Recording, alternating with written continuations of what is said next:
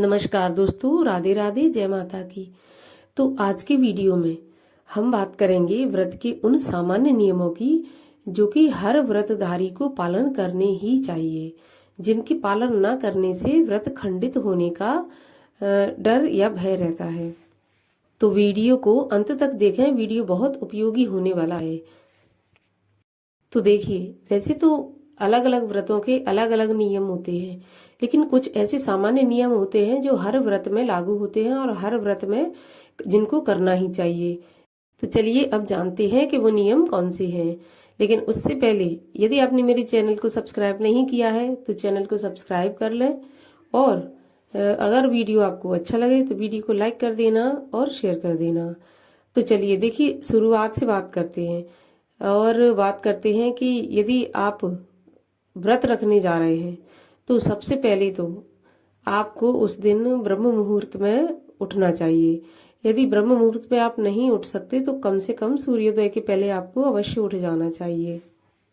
अब यदि मैं अगला नियम बात करूं तो कोई भी व्रत बिना संकल्प के नहीं लिया जाता है, नहीं उठाया जाता है। तो आपको उस दिन जो भी आप व्रत करने जा रहे हैं संकल्प अवश्य ही लेना चाहिए।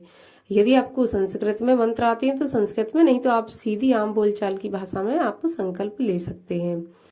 अब बात आती है खाने पीने की। तो देखिए, व्रत में नमक नहीं खाया जाता है। कुछ एक ही व्रत ऐसे होते हैं जिनमें नमक खाया जाता है, तो व्रत में हमें नमक भी नहीं खाना चाहिए। और यदि नमक खाना ही है तो जो सेंधा नमक होता है व्रत वाला वो ही खाना चाहिए, वो भी कुछ एक नियमों में। जैसे कि सोमवार का हुआ, शुक्रवार का हुआ, इन व्रतों में नमक खाया जाता है। लेकिन अगर मैं बात करूं कि प्रदोष है, एकादशी है और भी कुछ ऐसे व्रत हैं उनमें नमक नहीं खाया जाता, केवल फलाहार से ही रखे जाते हैं। तो फलाहार के भी कुछ नियम हैं। फलाहार भी हमें दिन में 1 या 2 बार ही करना चाहिए। ऐसा नहीं कि सारा दिन कुछ ना कुछ खाते रहो, तो वो व्रत में नहीं माना जाता, इससे व्रत खंडित माना जाता है। अब यदि मैं अगले नियम की बात करूं तो उसमें देखिए, कभी कभी क्या होता है कि कुछ लोग व्रत तो रख लेते हैं लेकिन उनसे सहन नहीं होता है, तो वो लोग क्या करते हैं, दिन में सो जाते हैं 2-3 घंटे के लिए। लेकिन ऐसा करना नहीं चाहिए, क्योंकि दिन में यदि आप व्रतधारी हैं, व्रत रखा है आपने, तो आपको दिन में सोना नहीं चाहिए। दिन में सोने से भी व्रत खंडित हो जाता है, तो दिन में कभी भी सोना नहीं चाहिए। अब इसके बाद आपने यदि व्रत रखा है तो उस दिन आपको पूर्ण ब्रह्मचर्य का पालन करना चाहिए, और आपको उस दिन, व्रत वाले दिन, जमीन पर ही सोना चाहिए, आपको पलंग पर नहीं सोना चाहिए। इसके अलावा मैंने कुछ लोगों को ये भी देखा है कि जैसे ही रात में घड़ी में 12 बजे और वो लोग ये समझ लेते हैं कि वो दिन व्रत वाला खत्म हो गया, तो वो रात को ही कुछ ना कुछ खा पी लेते हैं। ऐसा नहीं करना चाहिए। जब भी आप व्रत खोलें तो अगले दिन सूर्योदय के बाद ही आपको व्रत का पारण करना चाहिए। अब पारण के भी कुछ नियम होते हैं।